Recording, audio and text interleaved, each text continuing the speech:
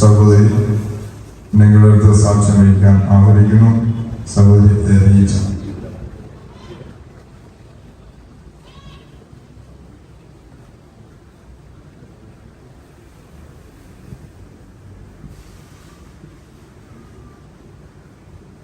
എൻ്റെ പേര് റീജ.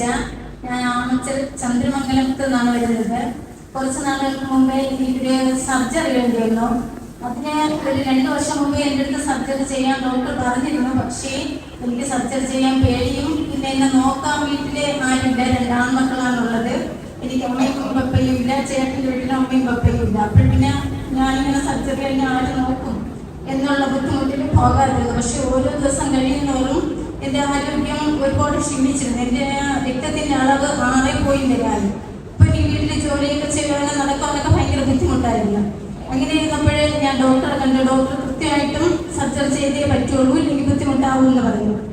അങ്ങനെ ഞാൻ ബ്ലഡ് ടെസ്റ്റ് ചെയ്തപ്പോൾ വെള്ളിയാഴ്ച 8.5 ആയിരുന്നു. അതുകൊണ്ട് ഞാൻ ഡോക്ടറെ കാണാൻ പോകുന്ന വഴിക്ക് ഇവിടെ പള്ളിയിൽ വന്നു. അല്പം ഭക്ഷണം ഞാൻ കൊണ്ടുവന്നു. ഇവിടെ നിന്ന് കഴിച്ചിട്ട് എനിക്ക് ഡോക്ടറെ കാണാൻ തിരുവനന്തപുരത്ത് പോകണം. അല്ലാതെ ഇവിടെ കാട്ടാക്കട വന്നിട്ട് തിരിച്ചെനിക്ക് വീട്ടിൽ പോയിട്ട് പോകാൻ ബുദ്ധിമുട്ടാണ്. അങ്ങനെ ഞാൻ ഭക്ഷണം കഴിക്കാൻ വേണ്ടി നാടോട്ട് ഇറങ്ങി പോയായിരുന്നു. അപ്പോഴേ അച്ഛൻ റൂമിൽ ഇരിക്കുന്നത് ഞാൻ കണ്ടു.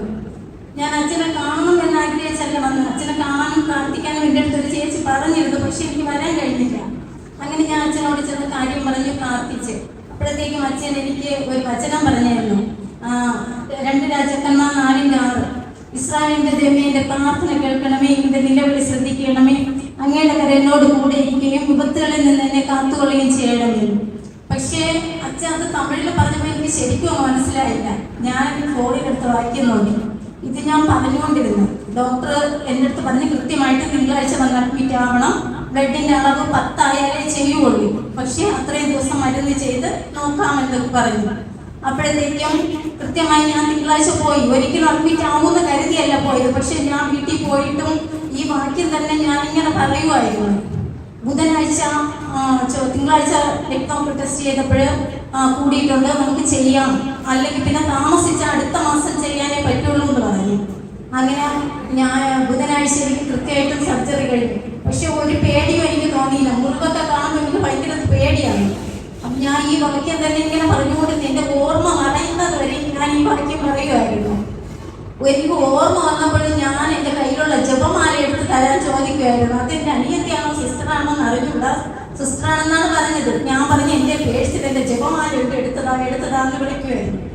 എൻ്റെ ഭയങ്കരത്തുള്ള വേദന ഞാൻ ഒരിക്കൽ മാത്രമേ അനുഭവിച്ചുള്ളൂ. ഞാൻ ഈ വേദനയുടെ സമയത്തും പ്രാർത്ഥിക്കുമായിരുന്നോ എന്ന് ഞാൻ എൻ്റെ അനിയത്തിയോട് ചോദിച്ചു. കാരണം എനിക്ക് നിലവിളിക്കണ്ട, എനിക്ക് പ്രാർത്ഥിക്കണമെന്നാണ് തോന്നിയത്. അപ്പോഴത്തേക്കും ഞാനിങ്ങനെ പ്രാർത്ഥിക്കുമായിരുന്നു. ഞാൻ എൻ്റെ അമ്മയുടെ പ്രാർത്ഥിച്ചിട്ട് പോയി. എനിക്ക് നോക്കാൻ അമ്മയൊന്നുമില്ല. ഞാനിങ്ങനെ പ്രാർത്ഥിച്ചപ്പോൾ ആ ചോരിന്റെ സൈഡിൽ ഞാൻ മാതാവിനെ കണ്ടു. എനിക്ക് സഹിക്കാവുന്നതിനപ്പുറം വേദന ഒരിക്കലും വന്നിട്ടില്ല. എല്ലാവരും എന്നോട് ചോദിച്ചു, നീ എങ്ങനെ സഹിച്ചു വേദന? മുറിവൊക്കെ കാണുമ്പോൾ ഞാൻ ഓടി രക്ഷപ്പെടുമായിരുന്നു. ഒരിക്കലും എന്നെ ദൈവം അത്രയും വലിയ വേദനയിലൂടെ കടത്തി വിട്ടില്ല. ഞാൻ ഈ വാക്യം തന്നെ ഞാൻ എപ്പോഴും പറയുമായിരുന്നു. എൻ്റെ അനിയത്തിമാർക്കും മക്കൾക്കും എല്ലാവർക്കും പറഞ്ഞു കൊടുക്കും. എന്നെ ഒരുപാട് ശക്തിപ്പെടുത്തിയ വാക്യമാണ്.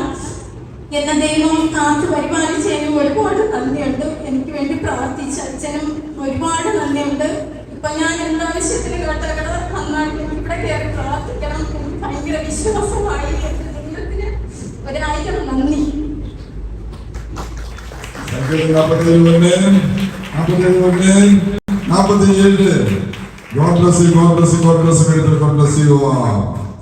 സഹോദരി പറഞ്ഞതെല്ലാം സത്യമാണ്. ഓരോരോ സഹോദരി മാത്രമല്ല, ഇതുപോലെ ഓരോരോ ഹിന്ദു മക്കളും മുസ്ലിം മക്കളും മറ്റ സഭകളുടെ മക്കളും ഈ എപ്പോഴും ഈ പണി തിറന്ന് എപ്പോഴും തിറന്ന് കിടക്കും. എപ്പോഴും തന്നെ കിടക്കും. ഒരു അഭയം, ഒരു കോട്ടയും ഒരു ആശ്വാസവും ഈ തീർത്ഥാടന കേന്ദ്രം. അത് പ്രാർത്ഥന പറയണ്ട, തന്നെ പോകുമ്പോൾ നമുക്ക് തോന്നും അത് ക്രിസ്തുവിനെ തോന്നിപ്പിക്കും, അമ്മ മാതാവ് തോന്നിപ്പിക്കും. അങ്ങനെ സഹോദരി പറഞ്ഞല്ലോ, എനിക്ക് അപ്പ അമ്മ അല്ല, എന്റെ ഭർത്താവൊക്കെ അപ്പ അമ്മ അല്ല, ഇന്നത്തെ ഞാൻ ഫുള്ള അഭയും കോട്ടയും എല്ലാം ദൈവമാണ്. അതെല്ലാം ആ സഹോദരിക്കുള്ള ധ്യാനം പോലെ ഉണ്ടായിരുന്നതിന് ആ സഹോദരി മാത്രമല്ല ഇവിടെയുള്ള എല്ലാവർക്കും നമ്മ കൂടെ നിൽക്കുന്നത് ദൈവം മാത്രമേ ഉള്ളൂ, ദൈവം മാത്രമേ ഉള്ളൂ, ദൈവം മാത്രമേ ഉള്ളൂ, ദൈവം മാത്രമേ ഉള്ളൂ.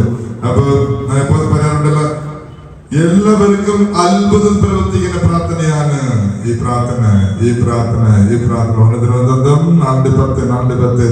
ദൈവമേ അനുകരിക്കണമേ, ദൈവമേ എന്റെ ആഗ്രഹം വിസ്തൃതമാക്കണമേ. അത് ഓപ്പറേഷൻ വിസ്തൃതമാക്കണമേ. മുറിവ് കണ്ടാലേ പേടി, ഓപ്പറേഷന് കേട്ടപ്പോ തന്നെ പേടി. ഉള്ള ബ്ലഡ് ഇല്ലാതെ പോകും, ഇല്ലാതെ പ്രഷർ കൂടി വരും.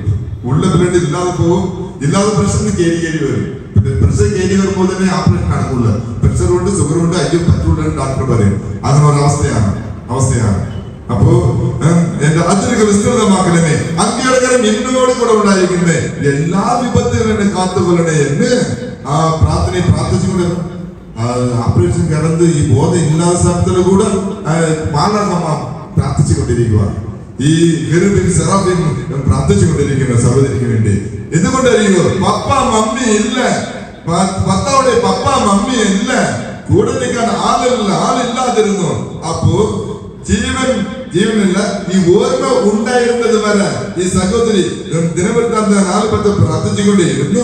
ഓർമ്മ മാറിയപ്പോൾ എന്റെ മണിപ്പസില് എന്റെ ബാക്കിൽ ജവമാനം ഉണ്ട്, അത് കൊണ്ടുപോയി എന്ന് പറഞ്ഞപ്പോൾ അമ്മ മാതാവ് കൂട്ടു നിൽക്കുമ്പോൾ അതോട് ചേർത്ത് കിറാഫിമിനെ അറിയപ്പെടുന്ന മാലാഖമായും ചെറുവിനെ അറിയപ്പെടുന്ന മാലാഖമാരും കൂടെ നിന്ന് ചുറ്റി വളയും ചെയ്ത് സഹോദരിക്ക് ആശ്വാസവും ആത്മധൈര്യവും ആരോഗ്യവും സൗഖ്യം തന്ന് ഇന്ന് നിങ്ങൾക്ക് മധ്യ സാക്ഷ്യം വഹിക്കാനുള്ള ആ അടയാളത്തെയും അവസരത്തെയും ചാൻസും നൽകി ഇന്ന് റീജ സഹോദരി ദൈവം നല്ലവനായ ക്രിസ്തുരാജ അനുഗ്രഹിച്ച് ആശീർവദിച്ചിട്ടുണ്ട്. ഈ പുതിയ വർഷത്തിൽ മഹത്തായ അത്ഭുതമായ സംഖ്യ 47 അതേപോലെ എങ്ങനെ ആ സഹോദരി വിടാതെ പ്രാർത്ഥിച്ച് അത് കേട്ടില്ലെങ്കിൽ വിട്ടിട്ടേ ഇല്ല, കണ്ടിന്യൂസ് പ്രാർത്ഥിച്ചുകൊണ്ടേയിരുന്നു. അതുപോലെ നമ്മൾ ചെയ്യണം, വിടാതെ പ്രാർത്ഥിച്ചുകൊണ്ടേയിരിക്കണം.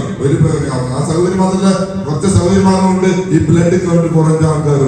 ആ ഡോക്ടേഴ്സ് എങ്ങനെ ജീവനോട് ഉണ്ട് എന്ന് ചോദിച്ച ആൾക്കാരുടെ ഇവിടെ ഉണ്ട്. ക്രിസ്തുരാജ അത്ഭുതം പ്രവർത്തിച്ചിട്ട് അങ്ങനെ ക്രിസ്മസ് ആഘോഷിക്കാനേ പറ്റാത്ത അവസ്ഥയായി ചില സഹോദരിമാരിവിടെ ഉണ്ട്.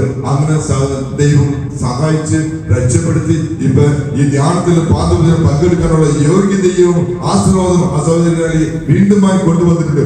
അങ്ങനെ ഈ സഹോദരി മാത്രം സഹോദരിയുടെ ഉണ്ട്. ഒരുപാട് ഡോക്ടർ ചോദിച്ച് എങ്ങനെ നീ ഇരിപ്പുണ്ട്, നീ മരിക്കാൻ പോയ വ്യക്തിയാണ് ഡോക്ടർ പറഞ്ഞത്. ഈ മെഡിസിനില് ഞാൻ ഇടയ്ക്കൊക്കെ ഒരുപാട് കൊണ്ടുപോയി. അപ്പൊ ഡോക്ടർ പറഞ്ഞത് ഇങ്ങനെ അങ്ങനെയുള്ള സഹോദരിക്കും ദൈവം സാക്ഷ്യം നൽകി കൃപ കൊടുക്കും. അതേപോലെ ആ സഹോദരി മാത്രമല്ല, രീജ മാത്രമല്ല, ഇതുപോലെ ഒരുപാട് ആളുകൾക്ക് ദൈവം ഇറങ്ങി വന്ന് കോട്ടയായിട്ടും അഭയമായിട്ടും സഹായിക്കുന്ന ഒരു ദൈവമാണ്. അതുകൊണ്ട് രീജ പ്രാർത്ഥിച്ചതുപോലെ ആ സഹോദരി പ്രാർത്ഥിച്ചതുപോലെ കരങ്ങളിൽ വെച്ച് 2 കരങ്ങൾ ശിരസ് വെച്ചുകൊണ്ട് വിടാതെ തന്നെ പ്രാർത്ഥിച്ചുകൊണ്ടിരുന്നു. അവർ പ്രാർത്ഥിച്ചത് അമ്മ കൂടെ മാതാ കൂടെ നിന്ന് കെരൂബിം അറിയപ്പെടുന്ന കിറാഫിം അറിയപ്പെടുന്ന മാതാകയും കൂടെ നിന്ന്. അതേപോലെ ഈ പ്രാർത്ഥിക്കുമ്പോൾ നിങ്ങളോട് ഒപ്പം മാതാ ഉണ്ടാകും, മാതാകയും ഉണ്ടാകും. അത് ഓർത്തുകൊണ്ട് ഏറ്റെടുത്ത് പറയാം.